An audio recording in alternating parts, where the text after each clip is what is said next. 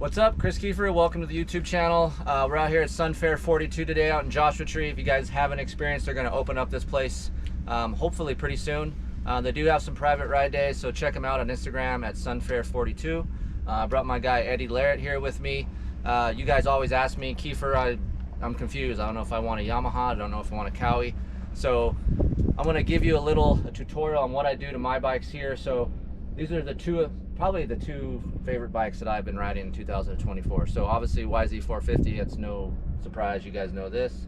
The new 24 KX450, I wasn't a fan of last year's bike. I felt like I was towing a trailer everywhere because it was long, didn't like it, felt like dog shit to me. So Eddie is a Kawasaki guy, so I brought him here. He's ridden both. He's been on the YZ450F more in 2024. So these bikes have suspension work on each, shock, fork, muffler, Vortex ECU, as well as ETS MX18 fuel, and of course handlebars on each, and just how I like my cockpit. So those are the things that I do to my bike right away when I get it. If I'm going to go race, I decide, hey, this is what I'm going to do, and I pick a bike. That is basically what I do. I really don't get involved in engine work on a 450. It's fast enough.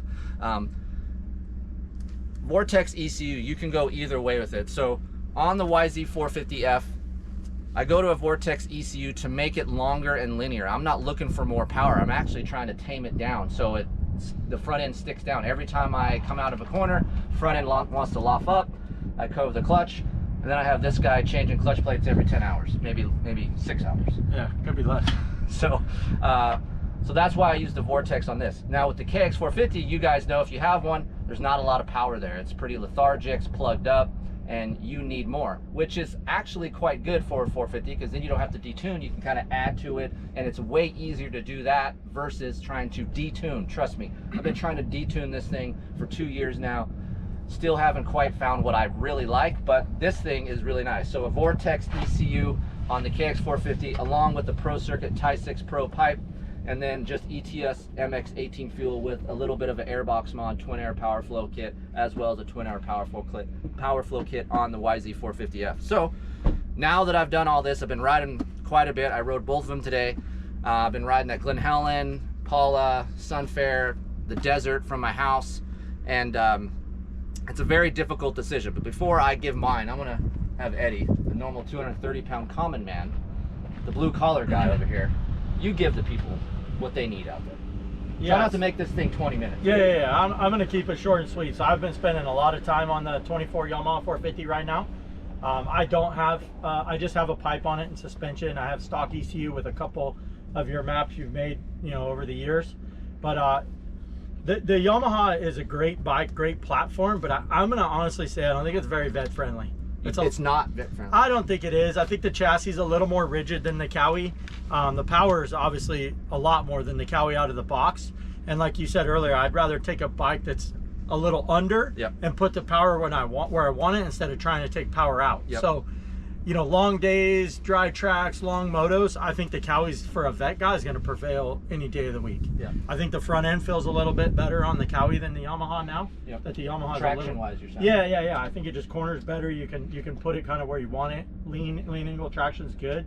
So, you know, I'm not knocking the Yamaha. It's a great bike. You know, I'm a heavier guy, so I kind of like having the extra power. But the Kawi, you get in situations on the Kawi where it rewards you in long periods of riding, you know? Yeah, so I don't agree with Eddie a lot, but I'm gonna have to agree with him on this one just because for me, I prefer the Yamaha for racing because I like to have the power. I want to get out of the gate good. I know that with the Vortex, Chad at XPR did this one. Jamie at Twisted has done the Kawasaki over here, so I have two different ECU maps, but nonetheless, both of these guys are really good. I like the Yamaha just because it spools up quick. I can get out of soft dirt really good. Along with the ECU, it tames it down a little bit. It's a little bit more linear.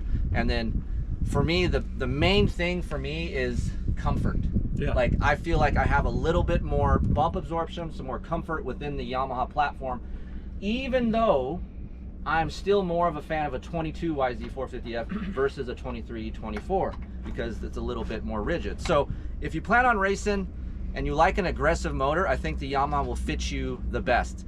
You actually can detune it and make it a little bit less jumpy in the corners and a little bit less aggressive, but the Yamaha power tuner isn't going to help you. You're going to have to go to something else like a Vortex and spend the extra $1,000. So yep.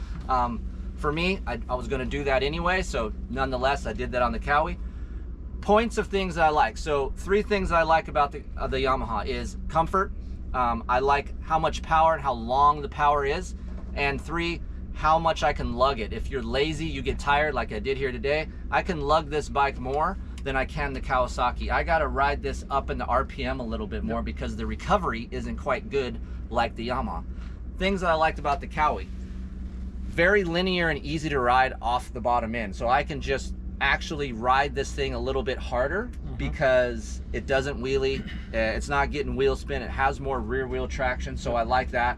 I was talking to a guy today that actually rode both of these, and there is some more comfort within this Kawasaki chassis in certain areas. If you're coming straight into a corner with bumps, the Kawasaki has better bump absorption. But if you're on lean, for whatever reason, with the suspension that we have here, which we'll talk about in a minute, the Yamaha is a little bit better on lean angle traction. So depending on what track you ride, I think depends on what bike you want. If it was a little bit harder pack and you're just starting to you're not quite in shape, you know, I think the Kawasaki is a better bike. But if you want to go a little faster, you're competitive, and you have some meat on your bones, and you ride quite a bit, I think the Yamaha is a better choice. So, yeah, I think the Yamaha is going to really reward you if you're, especially our East Coaster guys that are in that deeper dirt, you know, kind of loamy, deep stuff. Like, it's deep out here. Yeah. Don't get me wrong. The way they water this track and the way they rip it is the closest we're ever going to get to East Coast ruts. And you know how many East Coast guys are watching this pissed off that you said that? There's no way. Look how brown it is in the back. It's pissed no way. I'm sorry, man, but these guys know what they're doing out here. They know how to rip it. They know how to water it to really form deep ruts. I mean, when you ride here in the morning on a 450, if you want to get around the track, you gotta use throttle. You lose your knobbies, right? Yeah, for sure. So, but I just think for me, like I said, for you, I'm loving my Yamaha right now. But I just think if we were doing 20-30 minute motos, or say we're at our local track, Glen Helen, where it's dry and nasty, you're gonna prevail on this Kawi than the Yamaha for a guy that's not as techie pro level guy. I will say this bike gets you less tired than this bike. For sure. So if you're looking to ride longer motos and you want a little bit more front end traction, the Kawasaki's better. If you're looking for a little bit more power, some more comfort within suspension, the Yamaha is better for you. I know maybe I'm not answering your guys' question or a definitive answer, but this is just the truth. This is how they are. It's too close. They're splitting hairs. It's too close. You just have to know what type of rider you are, right? Yes, exactly. Real quick about the suspension, you guys might be wondering, why the hell do I have WP forks on a Kawasaki? Well, I've tried this with TCD guys on the 23 version, and I really like the way it felt. So we're experimenting with that here today. I do have Showa stuff on here before this. This is the first day on this stuff, but REP has revalved some Showa stuff, and I've gone to 2 or 3 actually revisions of that suspension. So there will be an article up on my website about this stuff. We are on a stock offset with X-Trig. You know, sometimes you put an aftermarket triple clamp on a bike and it gets worse. For whatever reason, Kawasaki seems to like a little bit of a stiffer clamp. Yep. I tried the stock KX450 clamp on this bike, and that is a softer clamp, and it was no bueno. Too low, felt like the front end was always low off throttle, so didn't like that. But nonetheless, if you guys are looking to modify your 450s, you don't need a lot. You're just gonna have to make your power how you like to ride your 450. This, I want it long and linear. I want a heavier crank feel. Chad at XPR, as well as Jamie, they both have maps for this that can help you do that. Vortex now has gear mapping tuning. So each gear you can tune. So if you want a longer second gear, they can tune that. If you want a longer third, they can do that. So there's just so much you can do and a wide parameter you can use with the Vortex. So to me, it's worth $1,000. If I was gonna buy, say, Keefer, what do you want, a muffler or a Vortex? I'm going Vortex all day long because you're getting way more out of that than you are a muffler. The stock Yamaha muffler is really good. I don't know, we didn't really ride the Kawi too long with the stock muffler, but the stock Yamaha muffler is actually really good on this bike. Sounds good, it's quiet, and it produces, you know, maybe it's choked down a little bit, so it calms it down a little bit. Stock muffler on the Kawasaki is a piece of trash. It's too plugged up, and I need more power. So yeah. Pro Circuit's on here, and it's heavy. Yeah, just the muffler section alone is like 2 pounds heavier than an FMF or a PC or Yosh, whatever. So the Tie 6 Pro Circuit is very loud. So this is why I go to the Pro. Just it's a little bit quieter, not as raspy.